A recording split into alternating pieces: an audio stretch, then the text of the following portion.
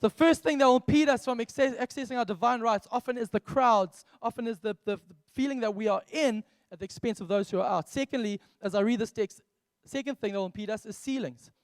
You see, I read the story, and it says, I see these 4 men, they arrive with their paralyzed friend, and I can imagine they get there, being so excited all week. They've probably been looking and going, look, what's the weather like that day? It's a good day to get him to Jesus. Listen, my man, if you get there, I've heard such amazing stuff. We get to Jesus, he's going to heal you. The paralyzed guy's like, this is exciting, man. I'm pumped, I'm amped, guys. Like, how will we get there? Uber? No, we'll carry you. We'll carry you. That's the Message translation. So what they did was, the 4 guys, they pick up, they get there, they're trotting all the way there, they're getting excited, they rest for a bit, they get to the house, and as they get there from a distance, their hearts start to sink, because they're going, there's no way in. There's so many people here. It is like an Ed Sheeran concert. Just a shout out for my brother. But they're looking, they can't get in, and I can imagine their hearts sinking. And he's like, oh, guys, we tried so hard. Thank you, guys, I appreciate it. But, guys are climbing through the windows. I'm a paralyzed man. There's 4 of us. I know I've been away quite a lot. So actually, let's just call it quits. Let's go home. Hey, maybe we can catch the rerun on TBN later. No, I can imagine that's some conversation like that.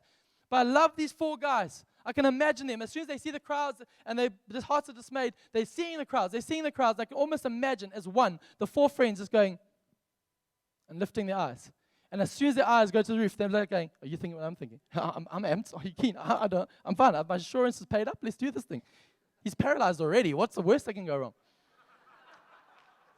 Just the way I think. I apologize. Jet swag.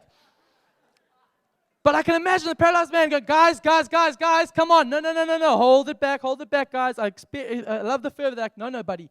We're getting you to Jesus. No, guys, we can't go up on the roof. No, we're getting you to Jesus. And I love the fact the story tells us that in response to the crowd, they were not dissuaded, so they dug a hole in the roof above Jesus' head. I love this.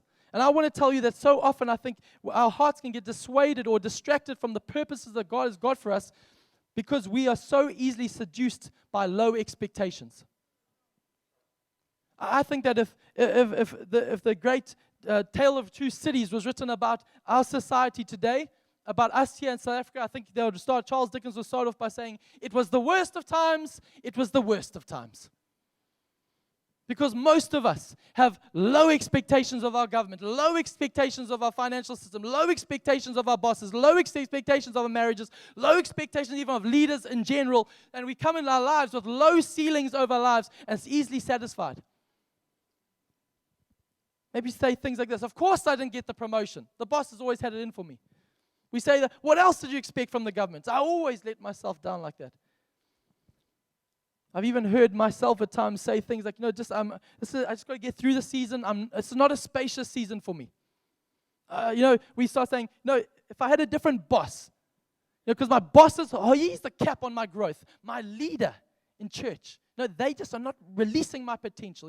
If I had a different salary, if I didn't have a different relationship, finances, if my health was in the disarray it was, then the ceiling in my life would be a lot higher and I'll be able to reach more of my potential. I've said things like that. Maybe you've said things like that. You see, back to air rights, is that actually what happens when a building is only 6 stories high and it's not accessing its full potential of growth in the city of Manhattan, the buildings that surround it have the legal right to appeal for what that building is not building, can we add on to ours? And I think so many of us are surrendering our potential in God to the enemy. We're surrendering our potential to others around us and letting others fly into the good things that God has because we're settling with low ceilings of our lives. You see, what I love is that actually in the crowd, I believe there were possibly many people in the crowd who had big needs, as big as the paralyzed guy or even bigger. But it's only one man who captured the attention of Jesus in the story. You know what? I love the fact that different translations say they removed the roof. Another one says they tore the roof off. As I read that, I just saw these 4 guys, wild eyes, saw the crowds, were not distracted, saw the ceiling and said, actually, we're going up. Everything, we can't go sideways, we can't move forward, but we're going up. And they get on the roof, and it's not this neat job. They tear the roof off. I was like, something in that just gets me excited. Tear the roof off. And to understand the typical home in that day, the roof was made of clay tiles which was then laid on a mat of branches and grass, supported by heavy wooden beams. And all of this construction was held together by this incredible utensil, this incredible material called manure, a.k.a. crap. Sunday evening, here we go. But when you think about it in that moment, I think we think it's this like neat and tidy job, to say, can we fix it? Bob the builder. And they're able to cut it neatly and it's fixed and beautiful. This was a tearing the roof off moment where all of a sudden, Jesus is about to launch into some incredible tweetable quotes and start really getting excited in that moment. But his whole moment of revival is almost interrupted by these 4 friends who have put his paralyzed friend on the side and are tearing through clay tiles. You're tearing through wooden beams and shoving things apart and pulling through manure and layer of manure that has been there for ages and probably starting to get covered in it. And they're looking wild and scary and frightening as a hole develops on the roof. The crowd are moving into corners because space that wasn't there now suddenly opens up as these people, friends, hey guys, we couldn't get in the front door. And they start to lower this man. Can you imagine a Sunday meeting like that? All of a sudden, what is going on up there? Life kids, eh? What are they doing up now? I bet it's those Van Pleasant kids. I'm just going with the flow. But you know what I want to say in this juncture, I want to ask you that actually we too easily allow our own mess, our sin, our manure, just to go with the flow, our crap to become our ceiling in our lives. We allow our own ability to make this thing happen become the ceiling, and we settle for that's just who I am. We settle for that's my vice, that's my limit, that's my capacity. When as I read the story, I realize that the incredible thing is, as I see this, I want to ask you a question. Do you have friends who can pull you above your mess and not just sit in it with you? So often we see vulnerability and sharing each other's burdens is just sitting there going, yep, your boss is an idiot. You're so right. Yep, that's who you are. Your dad was like that. You're like that. Shame.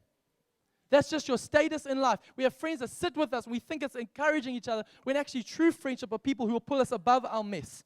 You see, the incredible thing in that story is Jesus, as he looks up, crowds freaking out. What are they doing? I can imagine Jesus is just chuckling and loving this moment.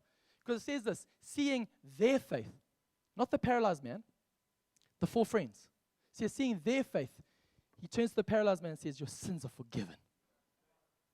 Based on their faith, that as a community, we can worship, we can have faith for individuals outside our community to reach more. Another question, very briefly, for this evening's time, I want to ask you, are you the type of friend who isn't afraid to get your hands dirty in the mess of people's lives to break through their limitations? These friends didn't even get in. Their hands were covered in manure, but their friend encountered Jesus. What type of community are we building? We're not afraid of sin. He paid for it. We can get our hands in the dirt of people's lives. I want to say again, what ceilings are you allowing to limit the future God has for you? And as I preach, I'm getting excited, and I honestly feel in my spirit today that I'm feeling some tear the roof off faith inside of me. And I pray there's rising inside of you some tear the roof off faith that won't settle, faith that climbs buildings and starts making a way through barriers. I want to tell you, tear the roof off faith is messy. It disrupts the status quo, but it's the faith that grabs the attention of Jesus.